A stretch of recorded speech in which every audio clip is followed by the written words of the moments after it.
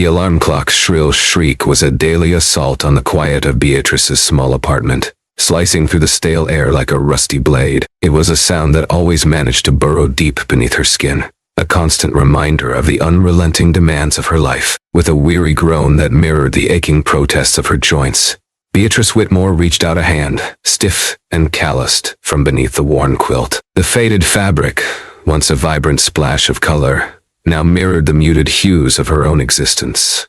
Silence descended, but it was a false peace. The day had already begun, an unyielding tide that would pull her along whether she was ready or not. At 57, Beatrice felt the weight of every single one of those years pressing down on her bones, a crushing burden she carried with quiet stoicism. The dim light of dawn filtered through cracked blinds, painted long, distorted shadows across the peeling wallpaper, a daily performance of visual decay. She blinked, her gaze fixed on the ceiling, where a creeping water stain had taken on the grotesque form of a mocking grin. It was a cruel parody of cheer, a constant reminder of the leaky roof she couldn't afford to fix. Her apartment, nestled in the heart of Utica, New York, was a cramped space, barely sufficient for one, let alone the three who now called it home. The grandchildren, bless their hearts, were still asleep in the next room, their young bodies curled into positions of oblivious peace. She moved with painstaking care, each step measured and deliberate, unwilling to disturb their slumber. They had school in a few hours, a chance for escape, a brief respite from the realities that had been forced upon them. Beatrice, on the other hand, had no such luxury. The old coffee pot, a relic from a better time, sputtered and coughed, reluctantly delivering a thin, watery brew. The aroma, though weak, offered a fleeting moment of comfort. Beatrice settled at the kitchen table, a rickety structure held together by hope and a folded newspaper, strategically placed under one leg. She sipped her coffee slowly, savoring the bitter warmth as it spread through her. In front of her sat a single slice of toast, dry and crumbling at the edges, a meager offering to stave off the hunger that gnawed at her. She thought of saving it for the kids, a selfless impulse that flickered like a dying ember. But she knew they'd refuse, insisting she eat instead. They were good kids, too good for the life they had been forced to endure, innocent victims of circumstance. 3 years. It had been 3 years since her daughter, Elise, had vanished, swallowed by the consequences of one bad decision, one desperate choice. Now, Beatrice was left to raise 2 children alone, navigating the treacherous currents of poverty on a paycheck that never seemed to stretch far enough. The rent was overdue, a constant weight on her chest. The electricity bill sat unopened on the counter, a ticking time bomb threatening to plunge them into darkness. The weight of it all pressed down on her, a suffocating force that threatened to steal her breath, but she pushed it aside, refusing to succumb to self-pity. She rinsed her cup in the sink, careful not to let the faucet run too long. The water bill was another looming threat, another expense she wasn't sure how she would cover. Then, with the practiced ease of 1,000 mornings, she pulled on her heavy coat, frayed at the cuffs, but still offering a comforting warmth. She grabbed her lunch, a half sandwich wrapped in wax paper, a paltry offering for a long day's work. It wasn't much, but it would have to do. Outside, the air hung heavy with the scent of rain, a damp chill that seeped into her bones. The sky was still veiled in pre-dawn darkness, a somber canvas painted with shades of gray. The cracked pavement glistened under the flickering glow of streetlights, casting an oily sheen on the broken surface. Beatrice started down the familiar path to the bus stop, her footsteps echoing in the desolate quiet. She had walked this path for nearly 20 years, a silent witness to the changing face of Utica. She had endured heat waves and snowstorms, witnessed moments of joy and profound hardship. Utica had changed, grown taller and faster, its skyline punctuated by modern buildings that seemed to scrape the sky. But for people like Beatrice, those left behind by progress, nothing ever truly changed. By the time she arrived at Brighton Manufacturing, the factory loomed before her like a cold, unfeeling monolith, a concrete testament to the relentless demands of industry. The gate screeched open as she swiped her ID, a ritualistic act of submission, and she stepped inside, swallowed by the cavernous, fluorescent-lit world she had given half her life to. The machine stood silent, dormant beasts awaiting their awakening. And for a few precious moments, Beatrice moved in the hushed stillness, her hands working with familiar precision, tightening bolts, wiping down stations, preparing the floor for the inevitable chaos. This was the part she liked best, the quiet before the storm, before the noise, before the supervisors, before she was reminded of how little she mattered in the grand scheme of things. The clang of footsteps shattered the fragile peace, each footstep a hammer blow against the quiet dignity she had carved out for herself. Well, well, well. Look who couldn't stay away, a voice sneered, dripping with condescension. Beatrice didn't need to turn to know who it was. Evan Porter, her shift supervisor, a man nearly 20 years her junior, but with twice the arrogance, a living embodiment of the corporate ladder climber. She exhaled slowly, composing herself before turning to face him. Someone's got to make sure this place doesn't fall apart, she said, her tone carefully neutral, a shield against the barbs she knew were coming. Evan smirked, his arms crossed over his chest, a posture of smug self-assurance. His crisp uniform and expensive boots were a deliberate contrast to her worn-out coveralls, a subtle power play. Careful, Beatrice. Careful, Beatrice. You keep working this hard and you might just drop dead on the line. Would be a shame. Big mess to clean up. A few younger workers nearby chuckled nervously, their eyes darting between Beatrice and Evan, calculating the risk of showing support. Most avoided looking at her altogether, unwilling to become collateral damage in Evan's game. No one ever stood up to Evan. He was the kind of man who climbed the ladder by stepping on the backs of people like her, valuing ambition over empathy. Beatrice didn't flinch, her face a mask of weary indifference. She had heard worse, endured worse.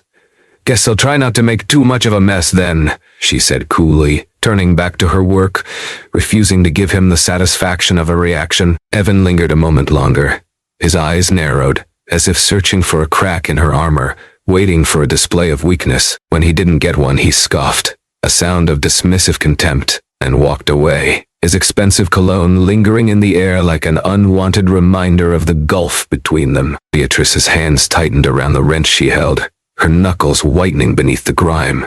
She wanted to scream, to fight, to demand the respect she had earned through years of loyal service. But what good would it do? Men like Evan didn't listen to reason, didn't care about fairness. She had survived worse, weathered storms that would have broken lesser souls. She would survive this too. The machines roared to life, the deafening hum of industry filling the factory. A cacophony that drowned out her thoughts, burying her anger beneath the relentless demands of her work. And just like every day before, Beatrice did what she had always done, what she had to do. She endured. The factory floor, a sprawling landscape of steel and sweat, held its breath. Sunlight, filtered through grime-streaked windows high above, cast long skeletal shadows across the rows of silent machinery.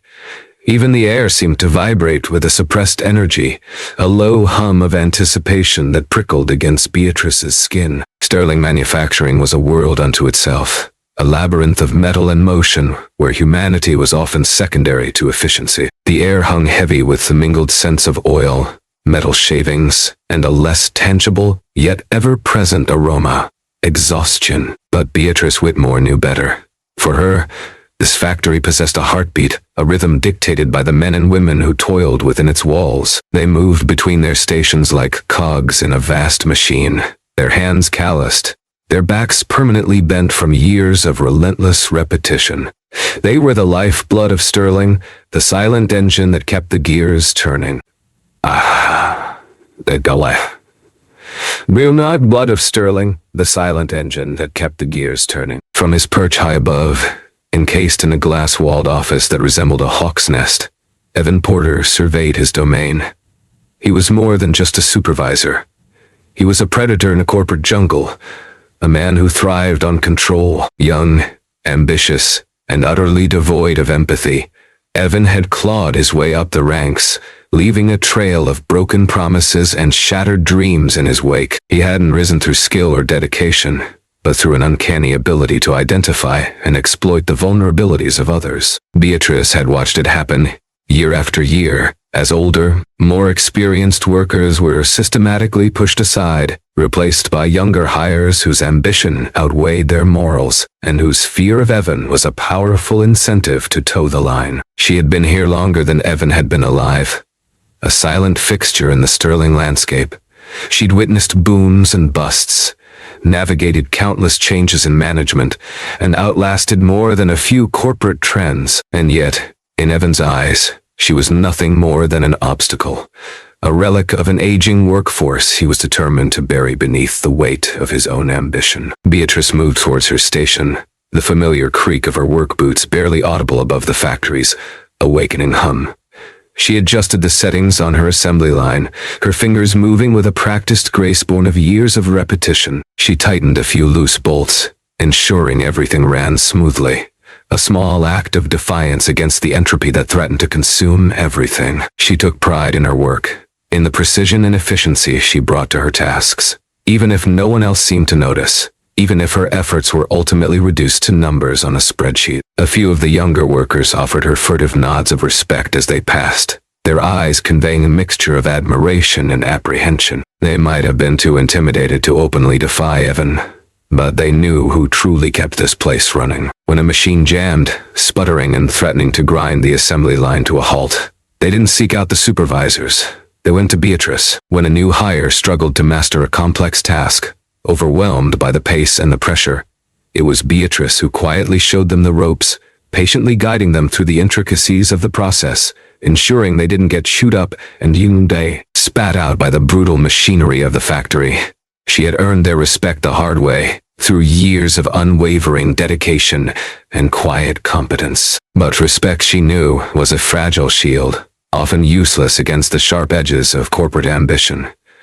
The shrill sound of Evan's boots echoed against the steel walkways, a sonic harbinger of the storm that was about to break. The sound reached her ears long before his voice, a familiar prelude to the humiliation she had come to expect. "Well, if it isn't our most dedicated employee," he drawled, the words laced with a sarcasm that could strip the paint off a wall. Beatrice didn't turn, didn't acknowledge his presence. She didn't need to. She knew the script, knew the lines he would deliver, the subtle barbs he would aim at her pride. Evan strolled up beside her, his movements radiating an almost palpable sense of self-importance. He stood with his arms crossed, his lips curled into a permanent smirk that seemed to mock everything around him. He was dressed in the same pressed uniform he always wore. Pristine white shirt, impeccably tailored black slacks, and an invisible cloak of arrogance that clung to him like cheap cologne, suffocating the air around him. "You know, Beatrice," he continued, his tone dripping with condescension, "I was just looking at some performance reports. Guess whose numbers aren't quite up to speed?" He let the question hang in the air, a deliberate attempt to unsettle her, to force a reaction. Beatrice exhaled slowly, deliberately tightening the last bolt on the machine before straightening to meet his gaze. Her eyes, though lined with fatigue, held a steady strength that refused to be intimidated. "I wouldn't know, Evan," she said, her voice even and controlled. "I don't waste time looking at reports. I get the work done." He chuckled, a short, dismissive sound that echoed in the cavernous space. "See, that's your problem, Beatrice. You think hard work is enough.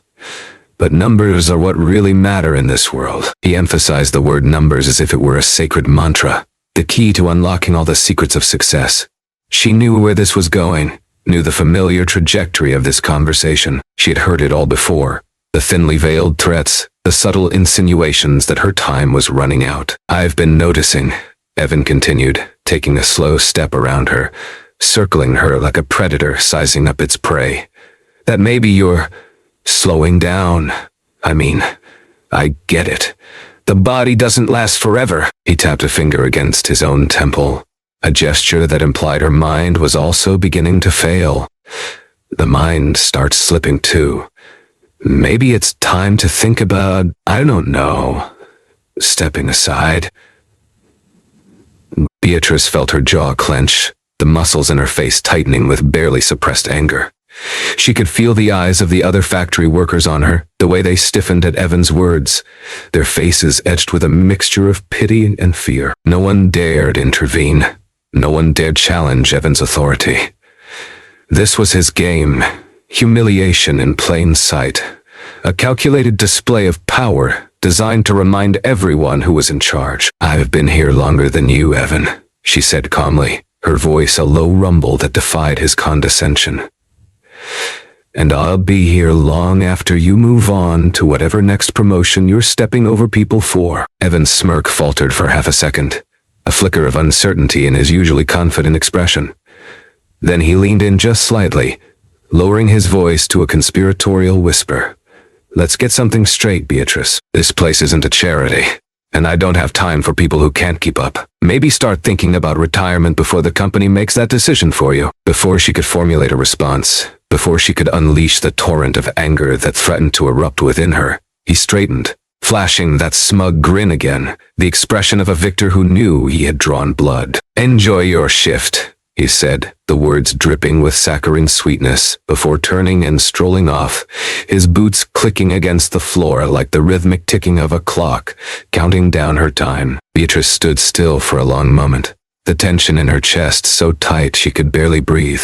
She closed her eyes, willing herself to remain calm, to not let Evan see the effect his words had had on her. She glanced at the workers nearby. Some looked away. Seth Holloway shouldn't have been there.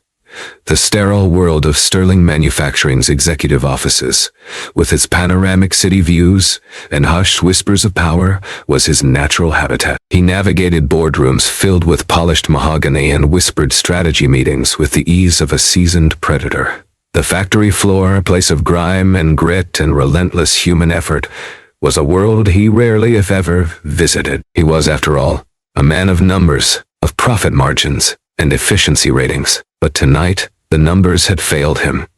They painted a picture of success, of relentless growth and optimized productivity, but the image felt hollow. A last-minute audit, a backlog of overlooked reports, those were the excuses he fed to his assistant, to his wife. The truth was a gnawing restlessness, a disquiet that refused to be quelled by spreadsheets and projections. Instead of descending to the private parking garage in the executive elevator, a steel cocoon that whisked him away from the realities of the company he helmed, Seth found himself drawn to the stairwell. He told himself it was for exercise, a way to clear his head. But as he descended, each step echoing in the cavernous space, he knew he was seeking something more, something the numbers couldn't provide. That's when he saw her. From the shadows of the overhead walkway, a vantage point usually reserved for observing production flows, Seth spotted a lone figure working on the deserted factory floor. It was Beatrice Whitmore, a name he vaguely recognized from payroll reports, a face he had never seen.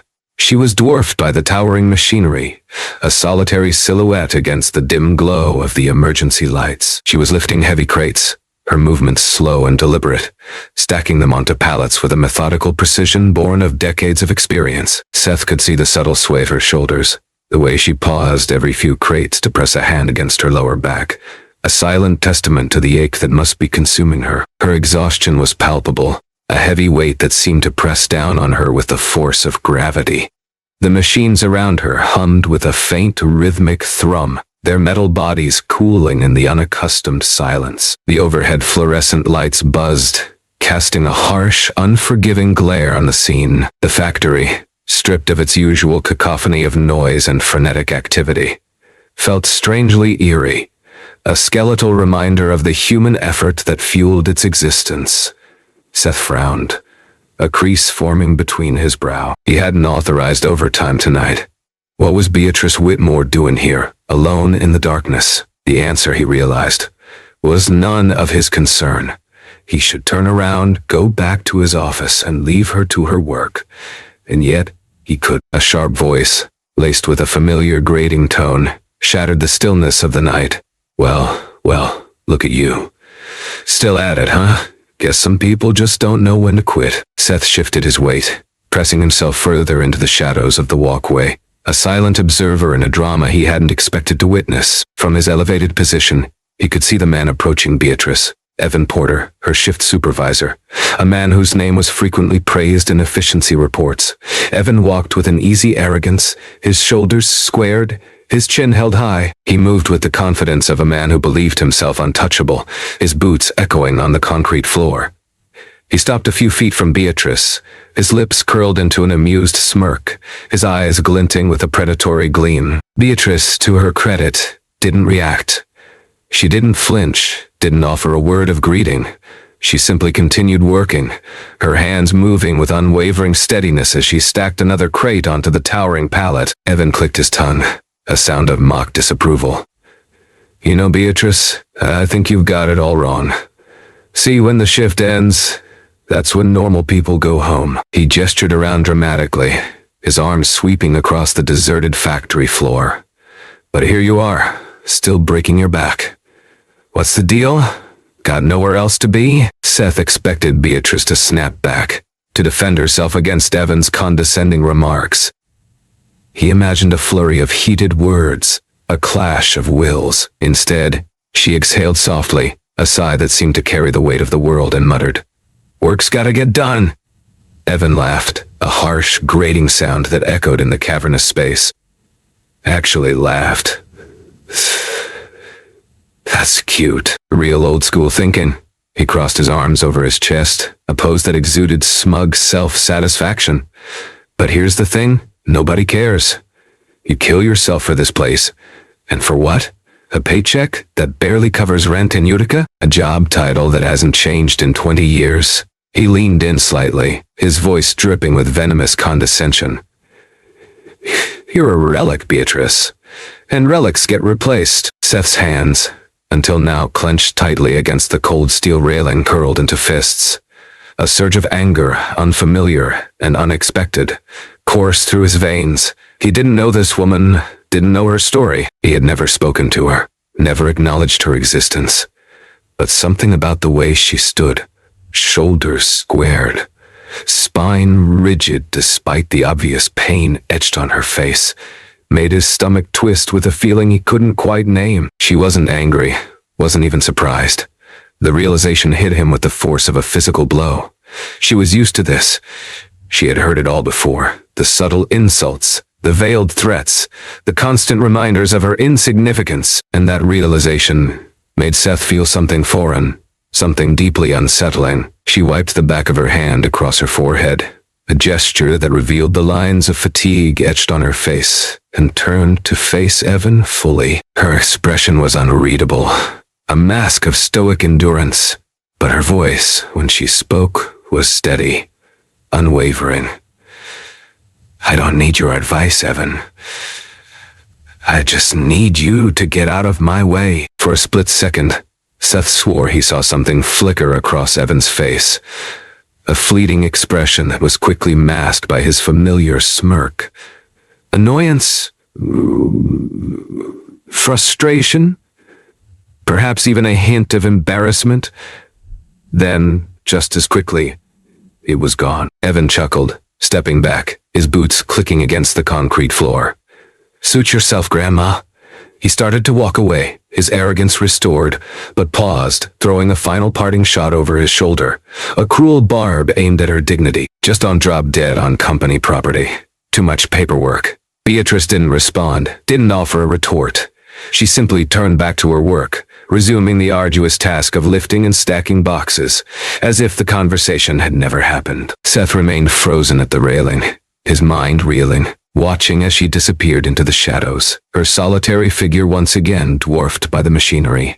The factory floor, once a landscape of indifference, now felt like a battlefield. He had spent years looking at this company through the lens of spreadsheets and graphs, focusing on production rates, turnover numbers, and financial reports. But what he had just witnessed, the quiet cruelty, the casual indifference, the way Beatrice had absorbed every insult without flinching, that hadn't been reflected in any report.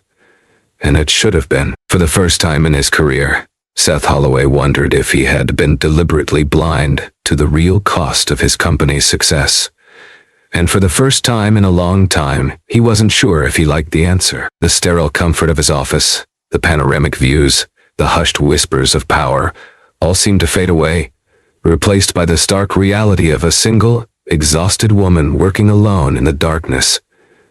The numbers hadn't told the whole story, and he knew, with a certainty that resonated deep in his bones, that he couldn't ignore the truth any longer. The glow of the computer screen illuminated Seth Holloway's face, casting long, distorted shadows across the mahogany desk. He stared at the rows of numbers, the columns of data that had always been his guiding light, his trusted compass in the complex world of sterling manufacturing. But tonight, the numbers were failing him. They swirled before his eyes, a meaningless jumble that refused to coalesce into a coherent picture. Hours had passed since he had left the factory floor, but the image of Beatrice Whitmore lingered in his mind, a persistent ghost that refused to be exorcised. Her weary posture, the subtle slump of her shoulders, the lines etched on her face by years of relentless labor. They were details that no spreadsheet could capture, emotions that no algorithm could quantify. And then there was Evan Porter, his voice dripping with condescension, his eyes glinting with a predatory gleam. Seth had tried to dismiss it, to file it away as an isolated incident, the product of a bad supervisor with a poor attitude. He had even started to draft a memo outlining new training programs for floor managers, a superficial solution to a problem that ran far deeper. But something wasn't sitting right. The numbers, his trusted allies, were whispering doubts, hinting at a truth that lay hidden beneath the surface. Instead of succumbing to the comfortable embrace of denial, Seth found himself drawn back into the digital labyrinth, compelled to seek out the truth, no matter how uncomfortable it might be. He pulled up Beatrice Whitmore's employee file, the digital portal into her professional life, and the real problem began to emerge. Her name sat at the top of the document, a stark black and white declaration on a sterile white background. Beneath it was her ID photo, a relic frozen in time, an image captured more than 15 years ago. Her hair was less gray then, her eyes brighter, the lines around her mouth less pronounced. It was a snapshot of a younger woman, a woman who still harbored hopes and dreams, a woman whose spirit hadn't yet been worn down by years of relentless labor. 32 years of service, a number that resonated with a quiet force, a testament to her dedication and loyalty. It was longer than most of the executives on his board had even been in the workforce, longer than Seth himself had been alive when she first walked through the doors of Sterling Manufacturing. And yet, as he scrolled through her records, a chilling pattern began to emerge, a stark and unsettling narrative, told not through glowing praise but through glaring omissions. No promotions, no bonuses, no commendations beyond the occasional, perfunctory meets expectations performance review, a soul-crushing litany of mediocrity, a damning indictment of a system that seemed designed to stifle ambition and reward conformity. Seth frowned, his fingers clenching and unclenching on the mouse. He clicked further back, delving deeper into her history, searching for an explanation. A mitigating factor? In the early years there had been glimmers of hope, fleeting moments of recognition. Multiple supervisors had written glowing recommendations for advancement, praising her reliability, her technical skills, her willingness to mentor younger workers. They spoke of her potential, her quiet leadership, her unwavering commitment to excellence. And yet, every single one of those recommendations had been rejected. Position filled, no leadership potential, not the right fit. The same phrases, repeated over and over again, a chorus of corporate rejection that echoed through the years. Seth's fingers tightened on the edge of his desk, his knuckles whitening. The pattern was painfully obvious, a deliberate and systematic suppression of her potential. Every time an opportunity had opened, someone younger, less experienced, and undoubtedly more willing to play the corporate game had been promoted instead. Sometimes, it was even someone she had personally trained, someone who had benefited from her mentorship and guidance, only to surpass her on the corporate ladder, leaving her toiling in the same dead-end position. And for the past 3 years, there had been no recommendations at all, no whispers of recognition, no hints of advancement, because Evan Porter had made sure of that. Seth leaned back in his chair, rubbing a hand wearily over his face. He had spent years priding himself on running an efficient, numbers-driven company, a machine finely tuned to maximize profit and optimize performance. But sitting in front of him was proof that the numbers could lie. that the metrics he so blindly trusted could be manipulated to conceal a far more sinister truth, because the numbers didn't tell the story of who Beatrice Whitmore was, of the value she had brought to sterling manufacturing, of the potential that had been systematically stifled. And that was when the memory hit him, a sudden flash of clarity that pierced through the fog of corporate dogma. March 1997. He was young, just an intern fresh out of business school, assigned to spend a few months on the factory floor to understand the business from the ground up. He had thought it would be easy, a formality to be endured, before he ascended to the world of power suits and strategy meetings. It wasn't. One day, a crucial production line had stalled, alarms blaring, machines frozen mid-cycle. The supervisor had been nowhere to be found, lost in a haze of paperwork and self-importance, and the workers were too busy trying to meet their quotas to notice the panicked intern standing uselessly beside a jammed conveyor belt. He was clueless, overwhelmed, and utterly helpless. Then, out of nowhere, a woman had approached him, her presence a quiet island in the storm of chaos.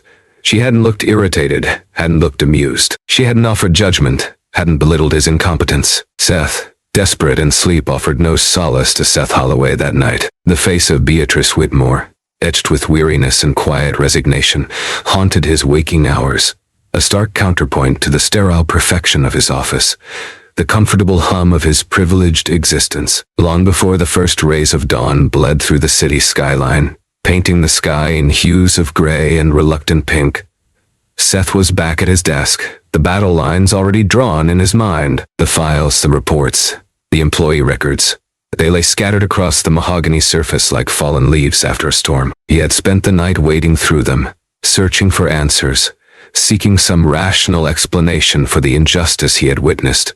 But the numbers offered no comfort. They spoke of efficiency and productivity, of profit margins and shareholder value, but they remained stubbornly silent about the human cost of their success. 32 years. That's how long Beatrice Whitmore had given to this company, dedicating her life to the relentless churn of the assembly line. And for what? A paycheck barely above what new hires were making, a pittance that barely covered the cost of survival, a lifetime of service, ignored, dismissed, and buried under layers of corporate indifference.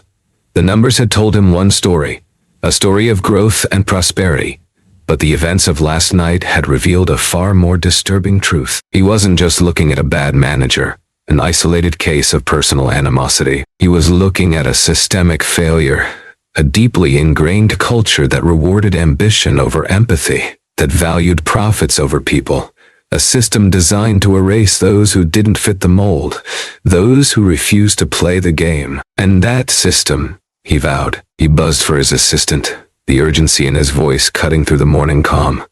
"Get Evan Porter in here? Now." He could sense the hesitation on the other end of the line, the unspoken deference to protocol, the ingrained fear of disrupting the carefully orchestrated routine of the executive offices. "Sir, he's in the middle of the morning briefing." "I don't care," Seth snapped, his voice sharper than usual, the words clipped and devoid of any trace of apology. "Now." 10 minutes later, Evan Porter strode into the office, his gait radiating his usual swagger, his eyes gleaming with self-assured confidence. He was utterly oblivious to the storm that was about to break, completely unaware that the world he had so carefully constructed was about to crumble around him. "Morning, Mr. Holloway," he said, his lips stretched into a practiced grin. "What can I do for you?" The words were polite, respectful, but Seth detected a hint of condescension beneath the surface, a subtle reminder of their differing positions, a challenge to his authority. Seth didn't bother with pleasantries, didn't waste time on meaningless formalities. He cut straight to the heart of the matter, his voice devoid of any warmth or empathy. "I want to talk about Beatrice Whitmore." The grin on Evan's face flickered, a brief moment of uncertainty that betrayed his carefully constructed facade. "Beatrice? What about her?" The question was casual, almost dismissive, but Seth sensed a tremor of unease beneath the surface, a dawning realization that his carefully cultivated world was about to be challenged. Seth leaned back in his chair, his gaze unwavering, his eyes boring into Evan's. He wanted to see the truth, to gauge the extent of his deception. "You've been her supervisor for 3 years, correct?" Evan nodded, his eyes darting around the room, searching for an escape route. Reliable, I guess. Bit slow, but Seth cut him off, his voice like a whiplash. Then why has she never been promoted? A beat of silence hung in the air, thick with unspoken tension. The casual confidence that had radiated from Evan moments before began to dissipate, replaced by a guarded defensiveness. Evan shifted slightly, his stance losing some of its familiar arrogance. Well, you know how it is, Mr. Holloway. She's been around forever, but she's set in her ways. Doesn't have leadership potential. No drive for advancement. He offered the words with a shrug, as if they were a simple explanation, a self-evident truth that required no further justification. No drive for advancement? Seth repeated, his voice laced with incredulity, his eyebrow raised in a silent challenge. I've gone through her records, Evan. You know what I found? Multiple recommendations for promotion. All denied. He let the words hang in the air, a damning indictment of Evan's deception, a blatant contradiction to the narrative he was trying to construct. Evan shrugged again, attempting to recover some of his usual arrogance, but his movements lacked their former conviction. Look, Mr. Holloway, I don't make the final decisions. I just report what I see, and I see someone who's past her prime. Let's be real. This company needs fresh energy, younger employees who can keep up. Beatrice is just comfortable where she is. He punctuated the words with a dismissive gesture, attempting to minimize Beatrice's value, to reduce her to a footnote in the company's history. Seth's jaw clenched, the muscles in his face tightening with suppressed anger. He had heard enough. The lies, the excuses, the blatant disregard for human dignity. It was all too much. Comfortable? He stood abruptly. The movement Seth Holloway was a man of conviction, a man who prided himself on making rational decisions based on irrefutable evidence. He wasn't prone to doubt, wasn't given to second-guessing himself.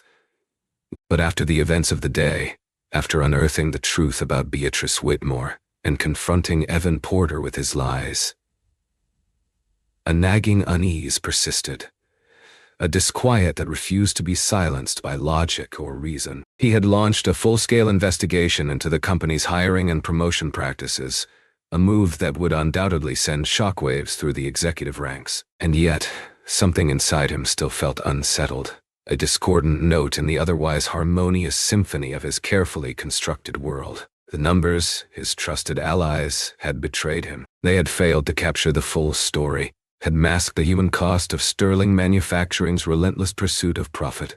He needed to see the truth, not through the sterile lens of spreadsheets and reports, but with his own eyes. He needed to witness the reality of Beatrice Whitmore's life, to understand the consequences of his company's indifference. Leaving his office late, Seth slipped out of the building unnoticed, melting into the shadows as the last few factory workers trickled toward the parking lot, their faces etched with exhaustion. He wasn't sure what he was looking for, what he hoped to find. Perhaps he was seeking confirmation that he hadn't overreacted, that Beatrice's situation wasn't as dire as the records suggested. Perhaps he was simply searching for absolution, a way to ease the guilt that gnawed at his conscience. Then, in the dim light of the parking lot, he saw her. Beatrice Whitmore emerged from the factory doors alone, her faded coat pulled tight against the night's chill. The fluorescent lights cast long shadows that stretched behind her, making her appear even smaller, even more vulnerable. She moved with a careful, deliberate pace, her shoulders squared against the weight of the world.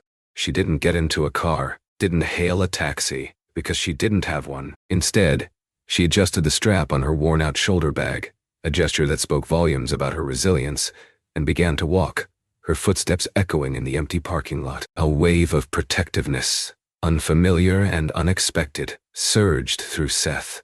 He hesitated for only a moment, the remnants of his carefully constructed reserve, warring with a sudden, overwhelming impulse. Then he followed. At first he told himself it wasn't following, that he was merely taking a walk in the same direction, stretching his legs after a long day at the office. But as they moved through the dimly lit streets of Utica, past rows of crumbling storefronts and silent bus stops, he knew better. He was trailing her, a silent observer, an unseen witness to her life. Beatrice didn't notice him, her gaze fixed straight ahead, her steps steady but weary. She seemed lost in her own thoughts, oblivious to the world around her. After several blocks, she turned onto a side street lined with run-down apartment buildings, their windows dark, except for the occasional flicker of a television screen. The stairs groaned under her weight as she climbed to the second floor, her movements slow and labored, the effort etched on her face. She unlocked a door with practiced ease, the sound echoing in the otherwise silent hallway. Seth paused on the street below, his breath catching in his throat. Through the thin curtains, he caught a glimpse inside, a fleeting image that pierced him to the core. The apartment was small, sparse, devoid of any warmth or comfort. No decorations adorned the walls. No personal touches softened the harsh reality of the space. There was only the bare necessities. A single worn-out couch, a tiny kitchen with mismatched dishes, the bare bones of a life stripped down to its essential components. And then he saw them, the reason for her relentless toil. The source of her unwavering strength. Two small heads peeked from around the corner, two pairs of wide, innocent eyes peering out into the dimly lit room. A boy and a girl, no older than 6 or 7, their faces alight with joy. They rushed toward Beatrice as she set the groceries down, their excited voices muffled by the closed windows, their small bodies vibrating with unrestrained affection. She smiled, a genuine, radiant smile that transformed her face, chasing away the weariness, and the lines of the biting Utica wind whipped around Seth Holloway, a stark contrast to the sterile climate control of his office. Yet he remained rooted to the spot, oblivious to the chill that seeped into his bones. He wasn't sure how long he had been standing there, a silent sentinel guarding the secrets hidden behind the thin walls of Beatrice Whitmore's apartment. Time seemed to lose all meaning, distorted by the raw emotion that churned within him. His mind replayed the scene he had just witnessed, the tableau of quiet desperation that had unfolded behind those drawn curtains. The image of Beatrice sitting at that worn kitchen table, her face etched with lines of exhaustion and quiet strength, watching her grandchildren eat a meager meal while she herself went without, seared itself into his memory. He had seen a lot in his career, navigated treacherous corporate landscapes, witnessed ruthless takeovers, and orchestrated complex financial maneuvers. He had witnessed greed and ambition in its most naked forms, boardroom betrayals and backroom deals. But this was different. This wasn't about money or power or corporate strategy. This was about basic human dignity, about the fundamental right to sustenance, about the crushing weight of poverty and the sacrifices it demanded. This was failure, stark and undeniable. A failure that resonated far beyond the numbers on a spreadsheet. And it was his.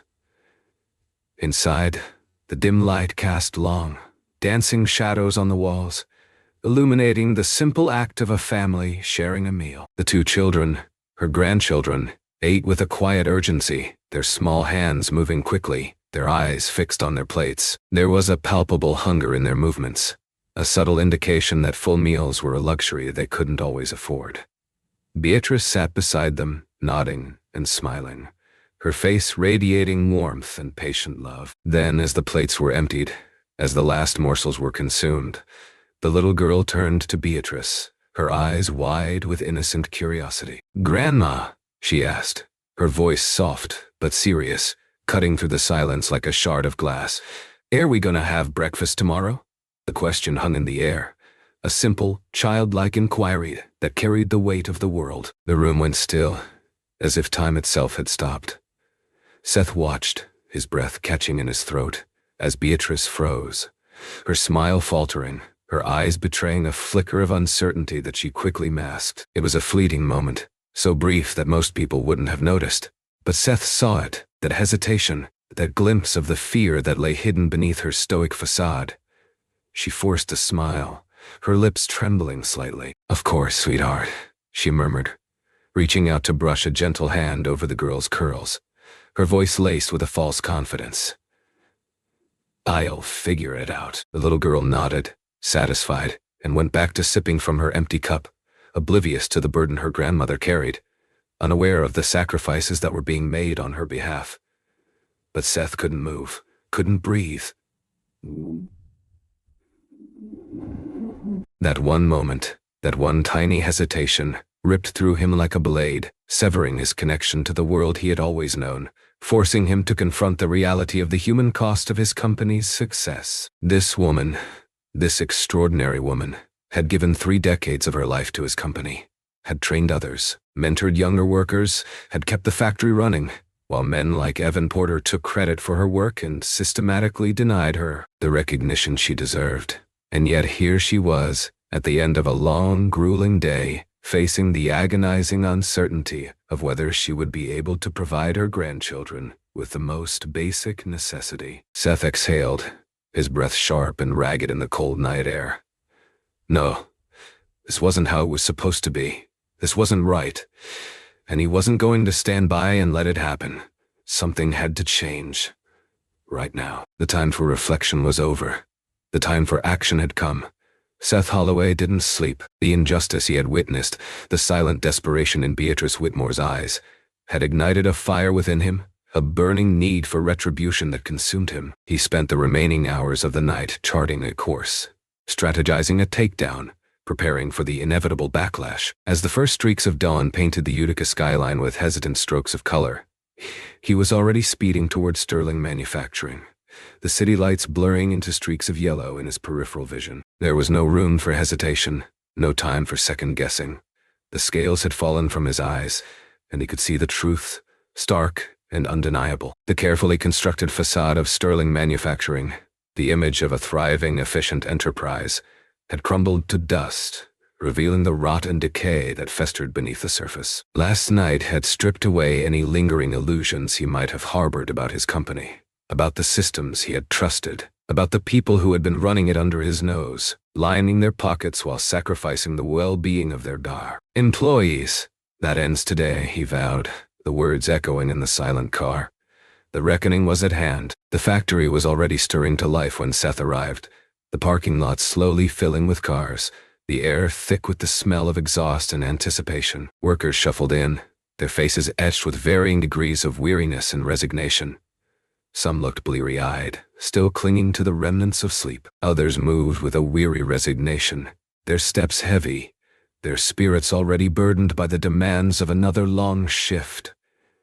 Even the air itself seemed different, heavier, more oppressive. The familiar scent of metal and oil, once a symbol of productivity and progress, now felt like evidence of something broken, a toxic reminder of the human cost of their relentless pursuit of efficiency. Seth bypassed the front office, ignoring the startled glances of the administrative staff. He didn't stop, didn't offer a greeting.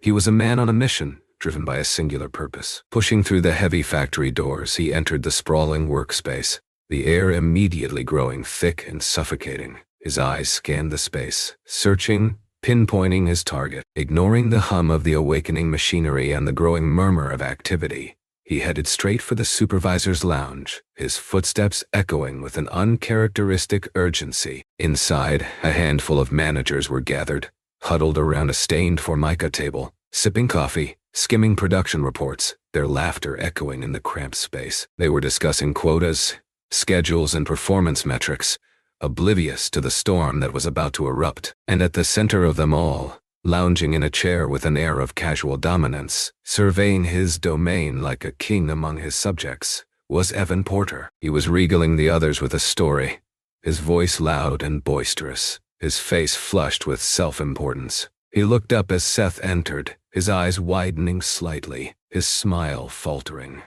Seth's presence silenced the conversation instantly. The laughter died in their throats, the murmurs subsided, and the air crackled with sudden tension. All eyes snapped toward him, their expressions a mixture of confusion and apprehension. The comfortable camaraderie of the supervisor's lounge was shattered, replaced by an atmosphere of palpable unease. Evan, to his credit, didn't look rattled. Not at first, anyway. He leaned back in his chair, a smirk playing on his lips, his eyes narrowed with calculating defiance. It was the same smug grin Seth had once mistaken for confidence, a mask that concealed his true nature. "Mr. Holloway," he said smoothly, setting his coffee down on the table with a deliberate clatter. "Didn't expect to see you down here so early." He offered the words with a casual nonchalance, as if Seth's unexpected appearance was nothing more than a minor inconvenience. Seth didn't waste time on trivial pleasantries. He didn't offer a greeting, didn't acknowledge Evan's attempt at levity. His face was grim, his eyes cold and hard. He was done with games, done with pretense. He had come for justice, and he wasn't going to leave until it was served. "You're done," Seth said, his voice devoid of any emotion, each word a hammer blow against the false security of the room.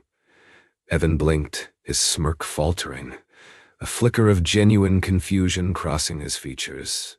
"Excuse me?" "Effective immediately, you are suspended," Seth continued, his voice calm, even and utterly devoid of any warmth. "Your access to all personnel decisions is revoked. You will report to HR for an official review." He delivered the words with the force of a decree, each syllable ringing with unyielding authority. Evan scoffed. Straightening in his Beatrice Whitmore had walked the concrete floors of Sterling Manufacturing for 32 years, her footsteps echoing in the cavernous space, a constant rhythm in the industrial symphony. But never like this. Never had she been summoned to the hallowed halls of the executive offices. Never had she traversed the polished marble floors and ascended in the hushed silence of the private elevator. It was a world so far removed from the factory floor, so detached from the grime and grit of her daily existence, that it felt like a different planet entirely. Yet here she was, seated in a sleek leather chair that seemed to swallow her whole, her calloused hands folded neatly in her lap, her back ramrod straight, a posture of both defiance and profound unease. She didn't belong here, she knew it, and the look on Seth Holloway's face confirmed her suspicions. He sat behind his massive desk, a formidable barrier of polished wood and corporate power. He was watching her, his gaze intense, his expression unreadable. She couldn't decipher the emotion that flickered in his eyes, the subtle tension in his jaw. Guilt? Perhaps. He had, after all, just dismantled the career of a man who had made her life a living hell. Regret? Possibly. He was, undoubtedly, realizing the depth of the injustice that had been perpetrated under his watch. But there was something else there. Something she couldn't quite name. Something that made her deeply uneasy. After a long, pregnant pause, Seth broke the silence, his voice low and measured. "I appreciate you coming in, Beatrice." She shrugged, a dismissive gesture that belied the turmoil churning within her. "Not like I had much of a choice," she said, the words tinged with a hint of defiance. Seth exhaled slowly, rubbing a hand wearily over his face. "No, you didn't," he admitted, his gaze meeting hers with surprising sincerity. "But I'm glad you're here." She said nothing, her eyes fixed on him, searching for any hint of deception, any sign that this was all a charade. She had no idea why she had been summoned, no understanding of what he wanted from her. Why would the CEO of Sterling Manufacturing, a man who had remained oblivious to her existence for 3 decades, suddenly care about someone like her? A simple factory worker with calloused hands and a lifetime of hard labor etched on her face. Another silence descended, thick and heavy with unspoken questions. Finally, Seth spoke again, his voice softer now, almost apologetic. "I owe you an apology, Beatrice." Her eyebrows shot up in surprise, a flicker of disbelief crossing her features. "For what?" "For 32 years of being invisible," he said, the words hanging in the air like a confession. She blinked, momentarily taken aback by his candor. "I read your file," he continued, his gaze unwavering. "I saw that Seth Holloway knew this wouldn't be a gentle negotiation, a polite discussion of differing viewpoints. He expected resistance, anticipated the pushback from the board, from the executive team, from the very people who had built their careers on maintaining the status quo, on keeping Sterling Manufacturing exactly as it was. But knowing it was coming and facing it head-on were two very different things. The boardroom was packed, the air thick with tension, the atmosphere charged with barely suppressed fury. 12 executives, 12 gatekeepers of corporate power, 12 individuals who collectively controlled the future of Sterling Manufacturing, sat around the long, imposing table, their faces etched with disapproval. They were men and women in expensive suits, their appearances meticulously crafted, their smiles wool-polished, their lives defined by profit margins, quarterly projections, and shareholder value. And right now, they were far from pleased. Seth sat at the head of the long glass table, his posture betraying none of the inner turmoil that raged within him. His fingers were interlocked, his hands resting calmly on the smooth surface, his face a carefully constructed mask of composure. He watched, his gaze unwavering as James Calloway, the chief financial officer, leaned forward, his expression a carefully calculated blend of disapproval and thinly veiled contempt. "This is completely unrealistic, Seth," James said, his voice tight with barely suppressed anger, his fingers drumming impatiently on the polished surface of the table. He flipped through the proposal Seth had circulated, the pages rustling like the wings of a predatory bird. A company-wide wage increase, bonuses for senior workers, additional benefits.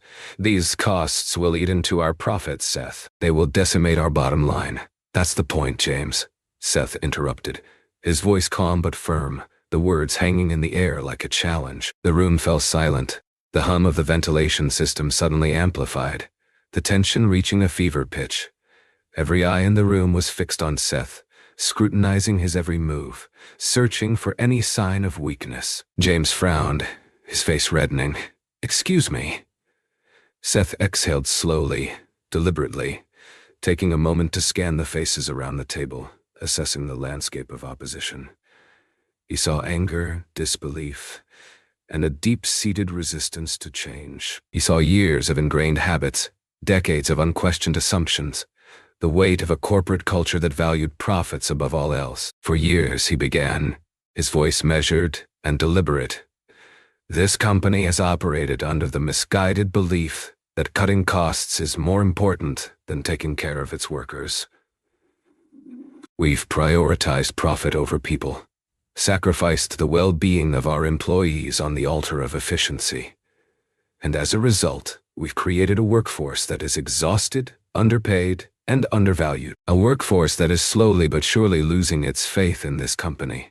A low murmur rippled through the room, a wave of discontent that threatened to break the carefully constructed facade of corporate decorum. The executives shifted uncomfortably in their seats, their faces a mixture of defiance and grudging acknowledgement. "And you think that's a problem, Seth?" Another board member scoffed, his voice laced with sarcasm. "Not a charity. Our responsibility is to our shareholders, to maximize their returns, not to coddle our employees." Seth's jaw clenched, his fingers tightening on the table. He had anticipated this line of argument, the familiar refrain of corporate responsibility.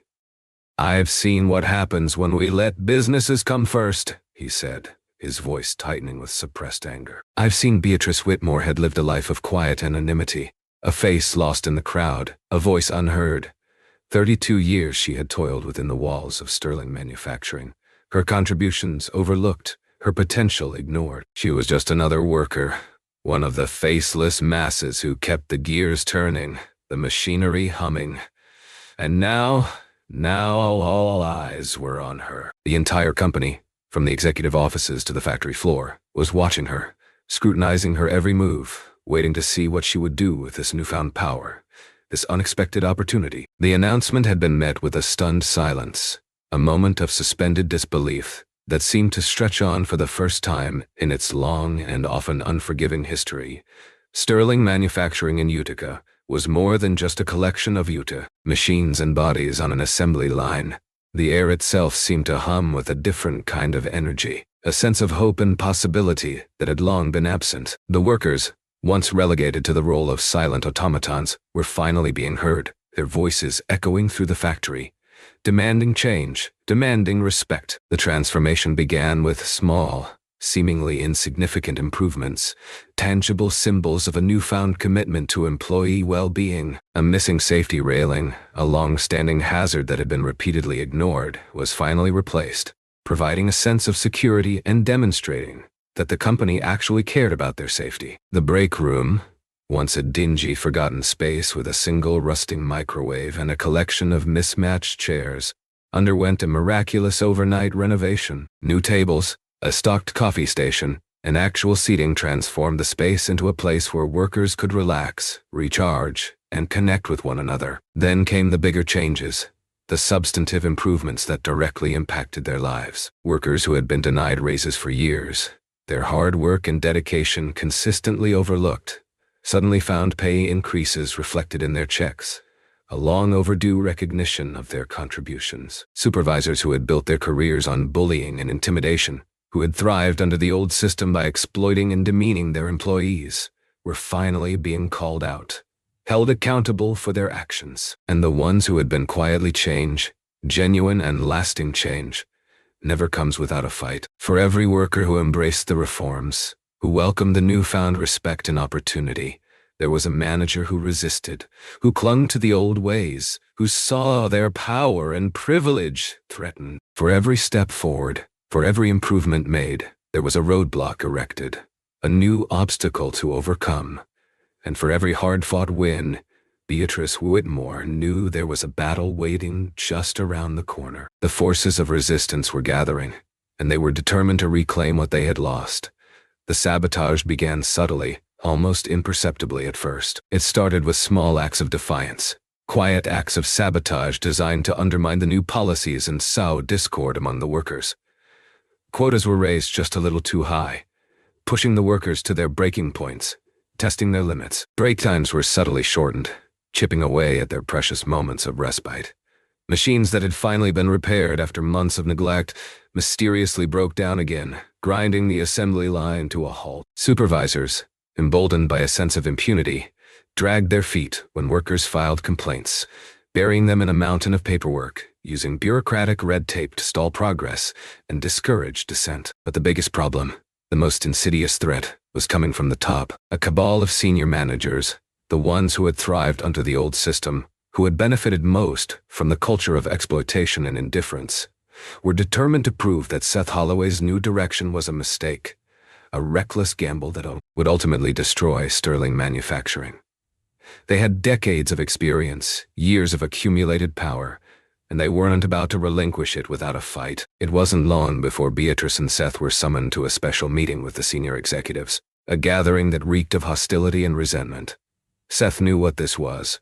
A trap, carefully laid and meticulously prepared. He and Beatrice took their seats at the long conference table, the atmosphere thick with unspoken tension. James Calloway, the company's CFO and the de facto leader of the opposition, leaned forward, his face a mask of barely concealed animosity. "We have a problem, Seth," James said, his voice sharp and accusatory, the words hanging in the air like a threat. Seth crossed his arms, his expression unreadable. "I'm listening," he said, his voice calm but firm, betraying none of the apprehension he felt. James flipped through a stack of reports, his fingers stabbing at the pages with increasing vehemence. "Production is down. Costs are up. Workers are getting comfortable," he said, the word dripping with sarcasm. Beatrice raised an eyebrow, a flicker of amusement dancing in her eyes.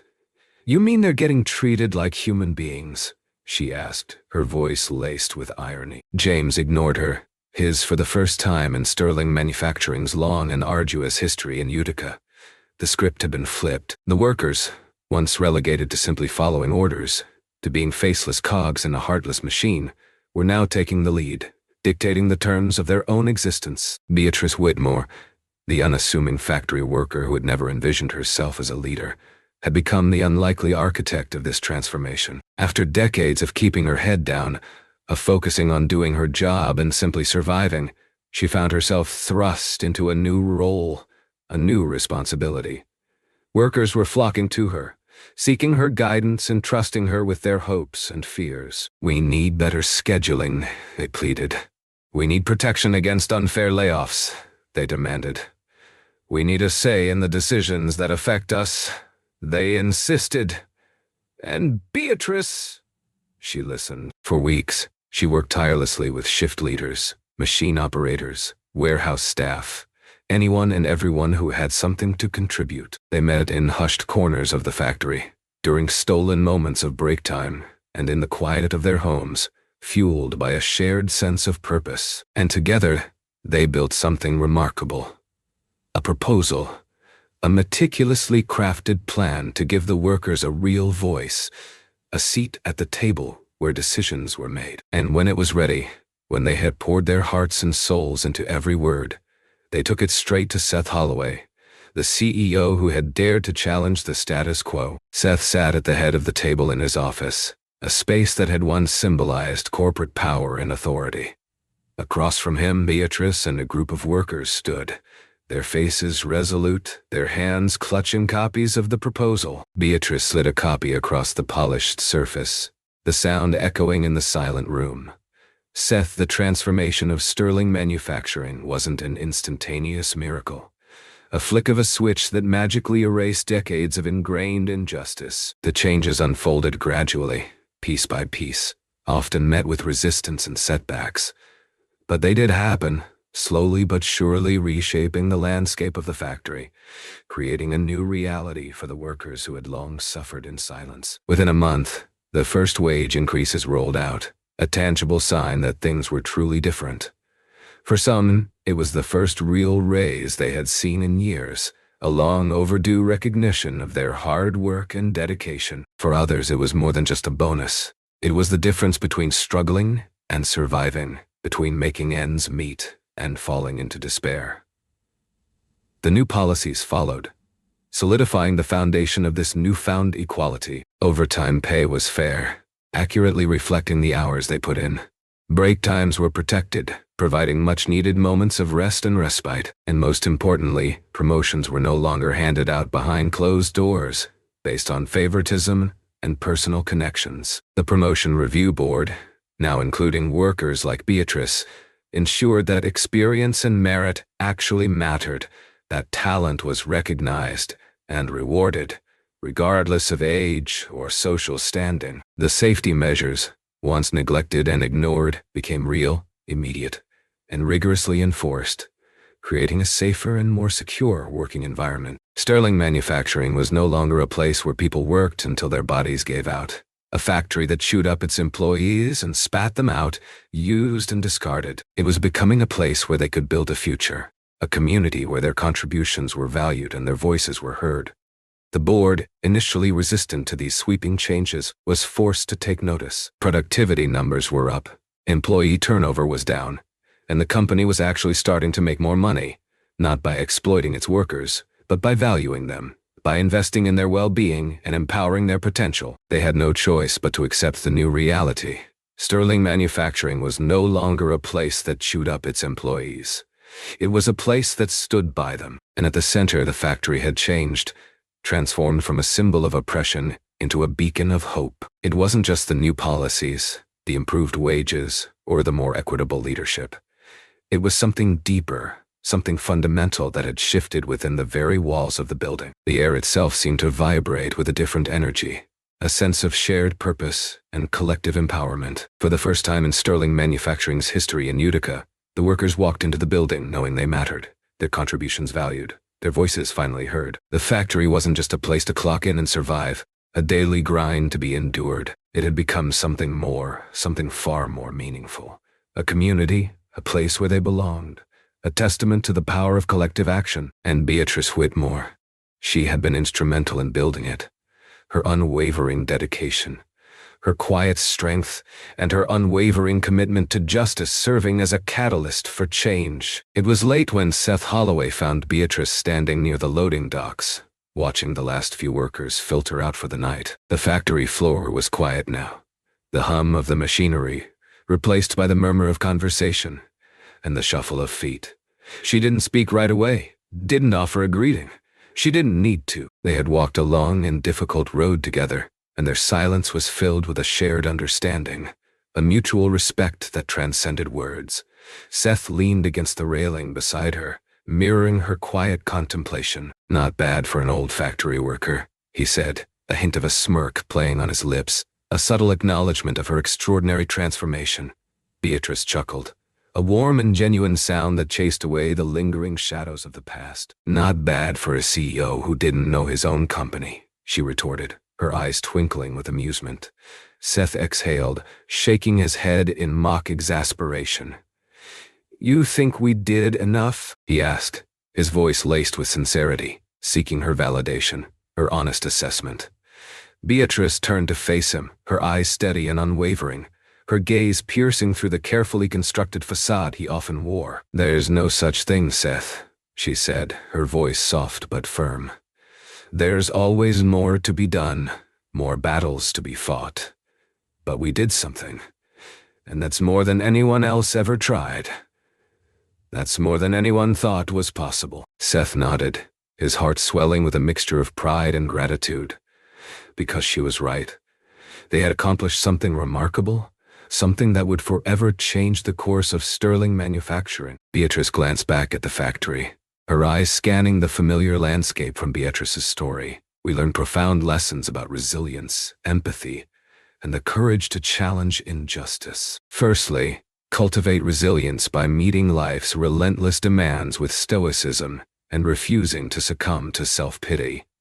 When facing personal or professional hardship, remember the importance of perseverance and focus on what you can control. Embrace empathy, recognizing that true success involves understanding the human cost of our actions.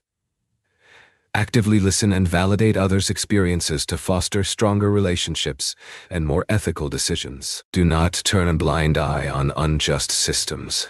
Lastly, dare to challenge the status quo when faced with inequality. Even if the outcome seems uncertain, stay persistent and voice your own stance. By embodying these lessons, you too can illuminate the world around you, inspiring others to embrace resilience, empathy, and courage in their own lives.